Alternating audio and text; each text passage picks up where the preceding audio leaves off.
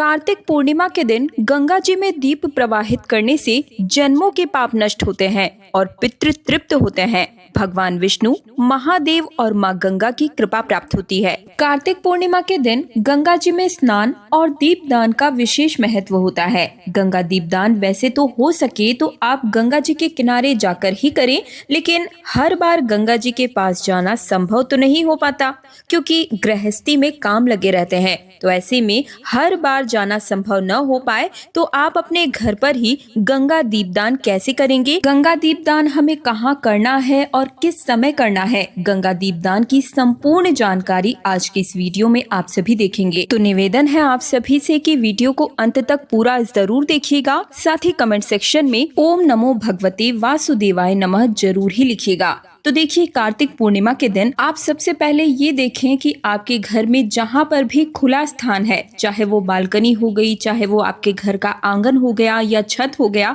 जहाँ पर भी आपकी सुविधा हो वहाँ पर आप सबसे पहले अच्छे तरीके से साफ सफाई कर लीजिएगा। साफ करने के बाद में यहाँ पर हमें चौक पूर लेना है। तो देखिए, आप चाहे तो आटे से चौक पूर सकते हैं, हल्दी से चौक पूर सकते हैं या रंगों भरी रंगोली भी बना सकते हैं। तो यहाँ पर मैंने चौक को पूर लिया है आटे की सहायता से। तो मैंने बड़ा ही सिंपल सा डिजाइन बनाया है। आपको अलग से कुछ आता है तो आप बना सकते हैं, या इतना भी नहीं आता है तो सिंपल सा स्वास्तिक भी आप बना सकते हैं। हल्दी से बना लीजिए या फिर आटे से बना लीजिए, ठीक है। तो देखिए, यहाँ पर हमने सिंपल सा चौक पूर लिया है और इसके बाद हमें कोई भी शुद्ध पात्र लेना है।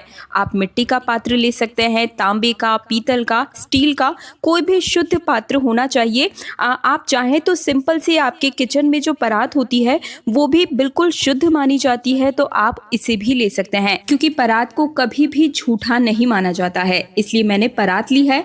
अब हम इसमें थोड़ा सा गंगा जल डालेंगे। सबसे पहले हमें गंगा जल ही डालना है, यानी कि आप ये समझ लीजिए कि हम कृत्रिम रूप से अपने घर में ही गंगा जी को अवतरित कर रहे हैं। तो थोड़ा सा इसमें हमें गंगा जल डाल देना है। और एक बात का और ध्यान रखिएगा कि कार्तिक पूर्णिमा के दिन जब आप सुबह के समय स्नान करें तो आप अपने नहाने वाले जल में भी थोड़ा सा गंगा जल जरूर डाल दीजिएगा, ताकि आपको गंगा स्नान के बराबर ही फल प्राप्त हो। और अपने पूरे परिवार को कहिएगा कि इस दिन हमें गंगा जल युक्त जल से ही स्नान करना चाहिए। तो सुबह के समय में इस प्रकार से हम अपने घर पर गंगा स्नान कर लेंगे और इसके बाद गंगा दीपदान हम इस विधि से करेंगे। तो देखिए, यहाँ पर मैंने परात में गंगा जल डालने के बाद में शुद्ध जल से परात को भर दिया है। तो घर में जो शुद्ध जल आता है, चाहे हैंडपंप का हो गया या फिर नल से जल आ रहा है, तो शुद्ध जल आपको शुद्ध पात्र से ही डालना है। और इस प्रकार से हम अपनी गंगा जी जो है वो तैयार कर लेंगे। और इसके बाद में अब हम गंगा जी को सजाएंगे। तो सबसे पहले हम रोली से, चंदन से गंगा जी के किनारे तिलक कर देंगे इस तरीके से। देखिए, ठीक है। देखिए, अगर आप गंगा किनारे जाकर पूजन करते हैं तो ये सबसे उत्तम है। तब भी आपको इसी तरीके से पूजन करना है जिस तरीके से मैं आपको बता रही हूँ। और अगर आप अपने घर पर ही इस तरीके से गंगा जी को अवतरित करके इनका पूजन कर रहे हैं, तब भी हम इसी प्रकार से पूजन करेंगे। तिलक हमने कर दिया है। इसके बाद वस्त्र स्वरूप हमने यहाँ पर साड़ी और श्रृंगार का कुछ सामान गंगा मैया के सामने समर्पित कर दिया है। आप साड़ी ना लेना चाहें तो साड़ी की जगह पर आप चुनरी ले सकते हैं, और अगर इतना भी ना ले पाए तो आप कलावा रूपी वस्त्र भी समर्पित कर सकते हैं। साथ ही में श्रृंगार की एक दो सामग्री आप समर्पित कर दीजिएगा। तो यहाँ पर श्रृंगार, वस्त्र हमने सब कुछ समर्पित कर दिया है। और इसके बाद गंगा जी में गेहूं या फिर जौ जरूर ही बोए जाते हैं। आप सभी ने कहावत भी सुनी होगी कि जब भी कोई खुशी का काम होता है, कोई शुभ कार्य हमारा हो जाता है, तो लोग पूछते हैं कि क्या तुमने गंगा जी में जौ बोए थे क्या। तो इस प्रकार से अगर आपको जौ मिल जाए तो जौ डाल दीजिए, या फिर आप गेहूं के दाने समर्पित कर दीजिएगा। इसके साथ ही हम तिल समर्पित कर देंगे।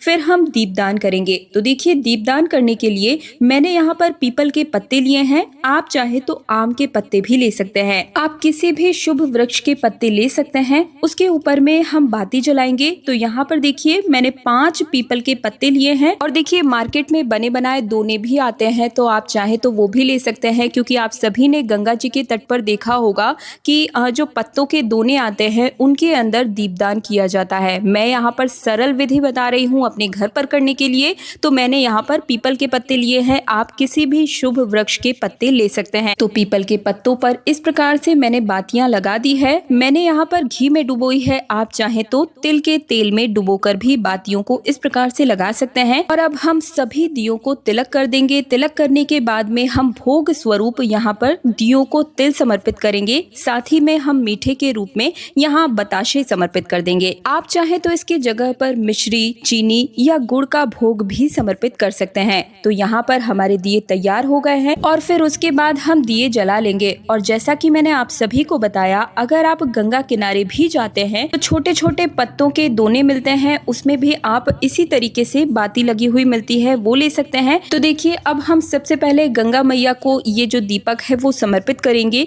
जब भी आप दिया जलाएं, थोड़ा सा गंगा मैया को लहराएं जरूर ही, मतलब उनकी जो लहरें होती हैं उनको जरूर ही हाथ से हिलाएं। इसके बाद जितने भी आपने दिए जलाए हैं, दिए बनाए हैं, आप जितने चाहें, जितनी आपकी भाव और श्रद्धा है, उतने दीपक आप यहाँ पर समर्पित कर सकते हैं। बस ध्यान रहे कि आपको अपने मन में यही भावना रखनी है कि इस समय हम गंगा जी के किनारे तट पर बैठे हुए हैं और हम ये गंगा जो दीपदान है वो गंगा मैया को ही समर्पित कर रहे हैं। और वैसे तो आपने अपने घर पर ही गंगा माता को अवतरित कर लिया है, आपको पूर्ण रूप से उतना ही फल प्राप्त होगा जितना कि आप गंगा जी में स्नान और दीपदान करते हैं। देखिए, यहाँ पर दीपदान करने के बाद में हम फूल समर्पित कर देंगे और साथ ही में हम भोग समर्पित करेंगे। तो भोग में आप चाहें तो ड्राई फ्रूट्स, बताशे, मिश्री, कोई भी मीठा फल यहाँ पर समर्पित कर सकते हैं। साथ ही में इस दिन गंगा जी को दूध जरूर ही समर्पित कीजिएगा। देखिए, दूध ऐसा फैल रहा है जल में जैसे गंगा जी की लहरों में फैलता है। ध्यान रहे कि हमें कच्चा दूध लेना है और इसके बाद में हम दक्षिणा समर्पित कर देंगे। अब देखिए, ये सारी चीजें हमने समर्पित कर दी है।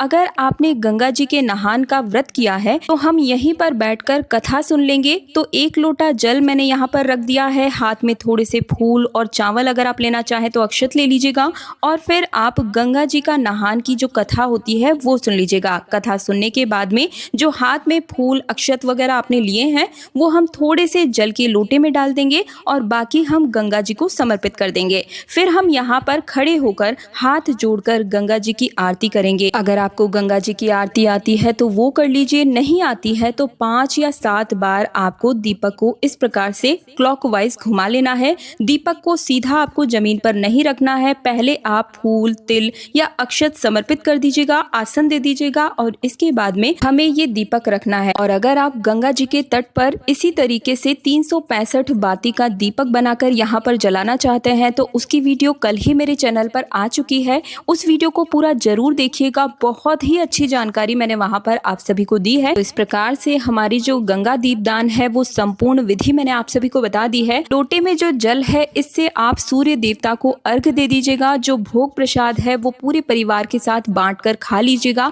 अगर आपने साड़ी, सूट या चुनरी वगैरह कुछ भी समर्पित किया है तो आप अपनी सास को, दान को या पंडिताइन को दान में दे सकते हैं। और अगर यही विधि आपने गंगा जी के तट पर जाकर की है तब तो आपको वहां पर बड़ी ही आसानी से ब्राह्मण, पंडित, पंडिताइन मिल जाएंगे, आप उन्हें जाकर दे दीजिएगा। तो देखिए, अगर आप मेरी तरह ही गंगा जी के तट पर नहीं जा पाए हैं तो इसी तरीके से आप सब भी अपने घर पर गंगा दीपदान कर लीजिएगा। कहा जाता है कि कार्तिक पूर्णिमा की रात में जब गंगा जी के तट पर दीपदान किया जाता है तो वह केवल एक दीप नहीं होता, बल्कि वो हमारी सभी मनोकामनाओं को पूर्ण करने वाला प्रकाश का एक संकल्प होता है। और कार्तिक पूर्णिमा का दिन साल का सबसे पावन और शुभ दिन माना जाता है। इस दिन गंगा स्नान, दीपदान का महत्व हजारों यज्ञ के फल के बराबर बताया गया है। तो आप सभी को मेरी जानकारी कैसी लगी मुझे कमेंट सेक्शन में जरूर बताइएगा। वीडियो को लाइक करके मेरे चैनल तीज त्योहार और धर्म को अभी सब्सक्राइब कर लीजिए ताकि आने वाले तीज त्योहारों से जुड़ी हुई संपूर्ण जानकारी, शुभ मुहूर्त, पूजा विधि और उपाय हर रोज आपको मिलते हुए चले जाए। कार्तिक पूर्णिमा से जुड़ी हुई सभी पूजा के मुहूर्त, पूजा विधियां मेरे चैनल पर आ चुकी है, तो रिक्वेस्ट है एक बार चैनल में विजिट करके जरूर देखिएगा। मैं दिव्या आप सभी से आज्ञा चाहूंगी। हरे रामा हरे कृष्णा।